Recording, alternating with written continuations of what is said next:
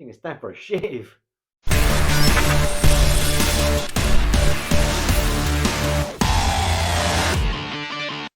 Hey everybody, welcome to another video, and today we're going to have a look at Wargames Illustrated 432. And yes, it comes with a free frame, which is great because we all like free frames. Now what we're going to do in this video is we're going to have a look at the frame. Then we're gonna flip through the magazine very quick. I'll do this all together, and then I'll do a little showcase. I'll paint this up, do a little showcase, and then yeah, and that's pretty much it. That's pretty much it. So we're gonna have a look inside the magazine. I'm gonna look at the frame before it's assembled. Then I'm gonna assemble the frame, paint it, and that's pretty much it. That's pretty much the video. So stick around, and let's get this done.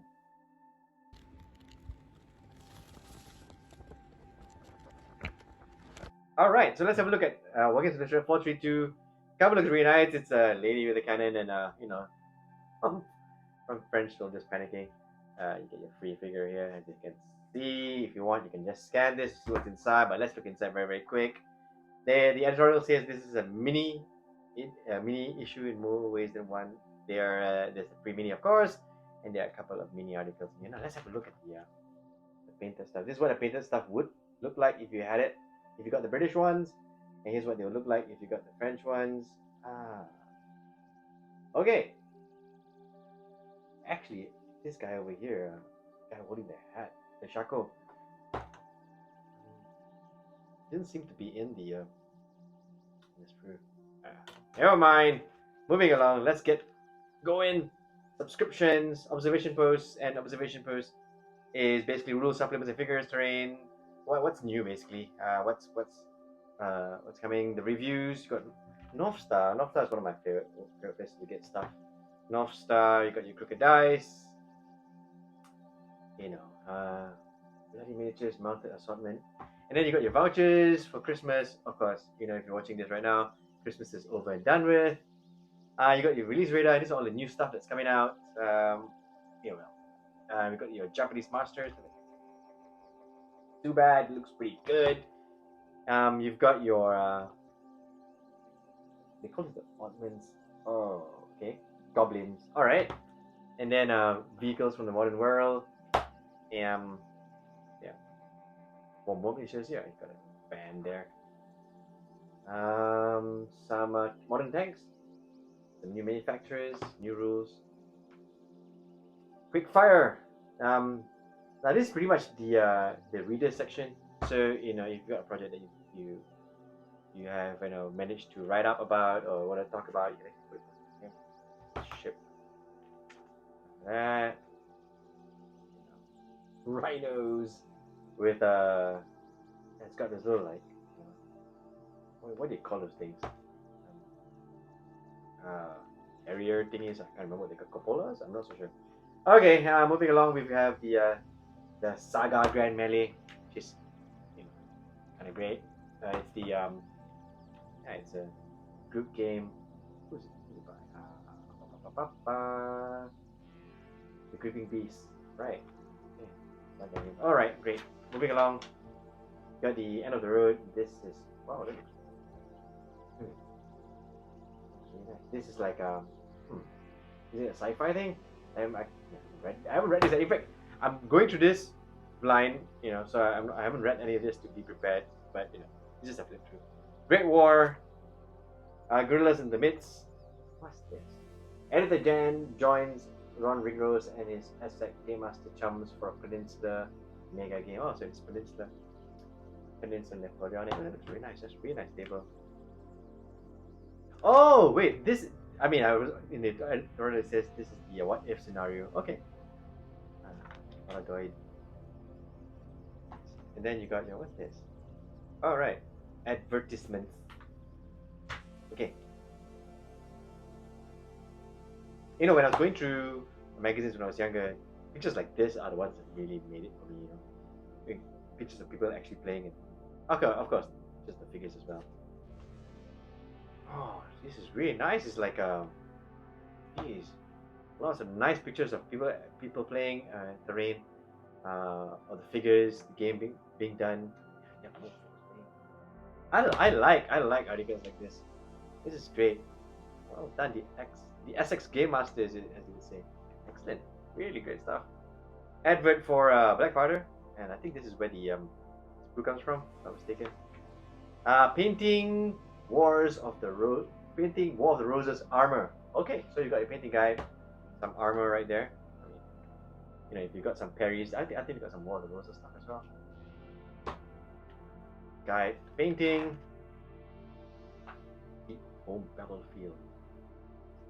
Deep Cut Studios. Okay, so you got your mats and stuff like that. North Stars, Silver Bayonet, Canada, the Canada version of Silver Bayonet. Zaragoza besieged. Right.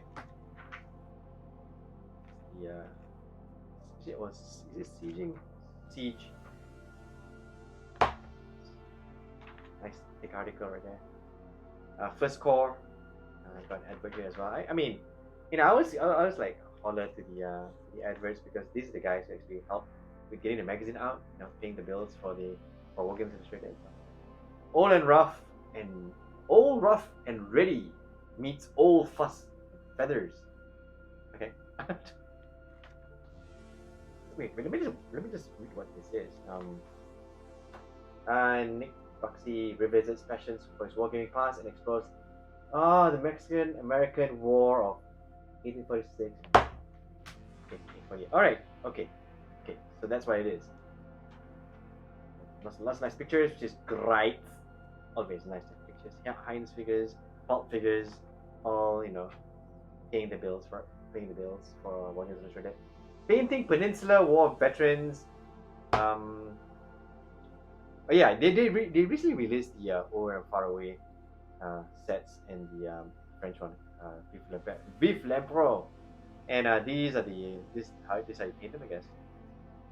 Painting guide, all that. I'll probably be needing this. Let me see if they've got one for the French as well. Yeah, this is good because, you know, if you're coming into this and you just pick this up from your local newsstand and you have no idea what's going on, you know, this will help you start off. I mean, I'm sure a lot of the veterans will disagree with some of the colors they're using here, but, you know, if you're new, this is effective. This is great. This is awesome. Return to the Arabian Nightmares. What is this? Back in August of last year, Dr. Gianluca Raccagni introduced us to wargaming. It's Lions Rampant. Okay. All right. Lions Rampant. Wait. What was this? Okay. Is this Planet of the Apes? Okay. Lions Rampant based on that famous collection of stuff. Oh, okay. So this is basically one of those features where, it gives you ideas for different games to play, I guess. Because I haven't gone through this and read this. I'm flipping through this at the same time you are. Looks like it's a bit pulpy. I'm not so sure. I could be wrong. Well, I don't see that very much. So I could be right. Is it up to scratch? And this I want to say scratch build. That's a guy for consider scratch building. And how 2023 offers all kinds of new options. Okay, so this is scratch building, and what is this? Is it 3D printing? Is it what, CAD? I'm not so sure. But oh yeah, it's STL files. I mean, recently getting into like 3D printing and STL stuff. So yeah, so this is building stuff using, this PDF kit. Oh, using AutoCAD, using let me see now. Oh, so this one uses AutoCAD, right? So it uses AutoCAD, which is kind of good. And this is 3D printing. Oh, okay. Yeah, of course. I do think that it's modeling or scratch building has changed so much from back then to now. Then we have the other Partisan 2023. Banner Fortitude. In the Franco-Prussian War. This is why you buy a Wargames magazine for pictures like this. I mean, later in life, when you're flipping through these old magazines, these are the ones which we will stick to. Of course, some of the the scenarios and stuff is great, but these are the ones that you go back into and just like admire figures. Um, that, and the terrain that they put. Oh, look at that. God, I'm in Malaysia, so having a chance to see tables like this is well zero unless folks in Malaysia start doing really nice terrain. I'm sure they do. It's just that they aren't big shows like this. Let me see, what's this? Best game, best small game. Oh right, this is the awards. Great reason to get the magazine. Starting with Stargrave now. Stargrave. Stargrave. Let me see, what's this?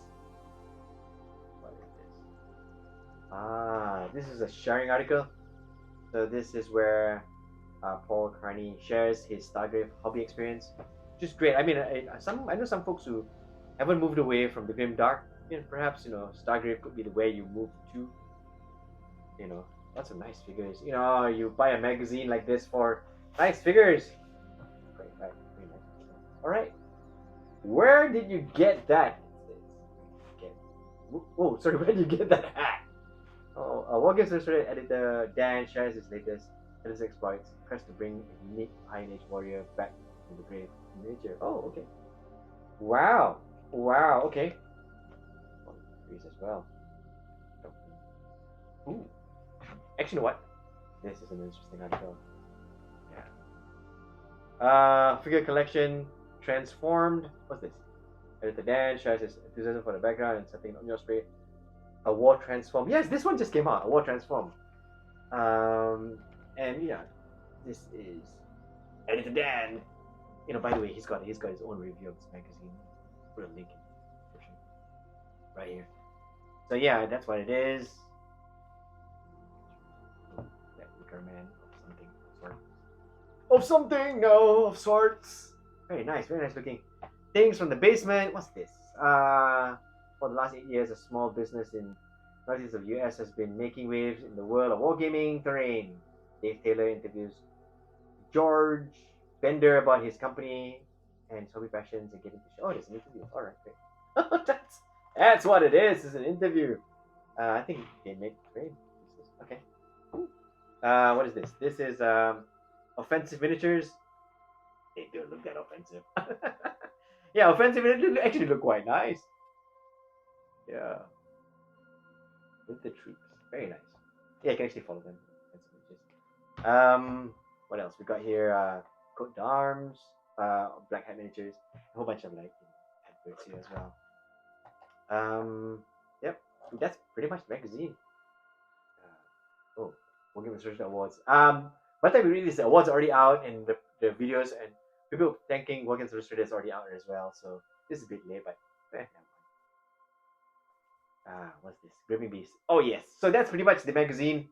I didn't go through it in detail because you know what? Go support Wargames Illustrated. Go and get the magazine. I mean, you never know. You get the magazine. It's only what? It's only £6. I mean, get the magazine, and you could convince them to release more issues, which basically means more free free sprues. I like the fact that they're doing stuff with Wargames with Warlord games, but reach out to some other manufacturers. Oh, some manufacturers should reach out to Wargames Illustrated. Wargames Atlantic. I'm looking at you here. Maybe a free sprue. That'd be great, man. That'd be great. Right, so this is the miniature showcase. Very, very quickly, let's have a look at the frame that I got. This is more of a sample frame, so you pretty much get 4 different figures, which you can mix and match, but essentially, you get to build 1 Voltigeur, 1 Grenadier, and 2 Line Infantrymen. You have an option of different capes and hats and shackles, but essentially you can just do 4 variants. The backpacks actually also help make sure that these are only the 4 that you can do as the sampler, because some of the ammo pouches you can actually see has a bugle, so it denotes that this pouch belongs to a Voltigeur. But that shouldn't stop you. If you actually have this frame, you can go ahead and pretty much do whatever you like with it. Now, first off, let's have a look at the first figure I put together, and this is the Grenadier. This one is very nice. I decided to go for white boots. I saw a picture of these boots on the internet, and I wanted something different. And as you can see, the minute I painted the boots white, it had a totally different look from everything else. The a plume and the cords were done red because, well, I wanted it like really really pop. There was some pictures of it having a white cord, but I went for the red instead. Next up is the normal line infantryman. This one is very interesting because simply it's just a three-piece model. So just the head, the body, and the backpack. And I wanted to just keep things simple. And with this one, it was easy. It was very, very easy to do. The most difficult thing about doing this one is perhaps getting a steady enough hand to do the lining and stuff like that. Next up is the Voltigear. This one was quite fun to do. Was not easy to get the yellows to come out. Painting yellows on miniatures is a very, very difficult thing, but slowly and surely, as you put layer upon layer, it came out slightly thick, I think, but essentially it looks great. I like the fact that they actually put a Voltigear in this sampler frame because it adds that extra bit of color, which I didn't think that whole thing needed. Next up is the Light Infantryman. This is the not so fancy Shaco, the simple Shaco, which I thought was quite nice. This would probably be the figure that you'll have a lot of when you actually get the sprue. Of course, have a look at the backpacks. You got all these different things on it. You got like garlands of garlic. You have a little cup. You have a cooking pot. It's very nice looking sample of 4, and I can't wait to see what the real box looks like. Right, so thank you very much for joining us for this video. We used to have these videos separately, one for the flip through and one for the sprue itself, but I decided to combine them. If you like this format, do let me know. I'll also just break it up again into 2 separate videos. Thanks again for watching, and if you like content like this, like, subscribe, and don't forget to enjoy painting this.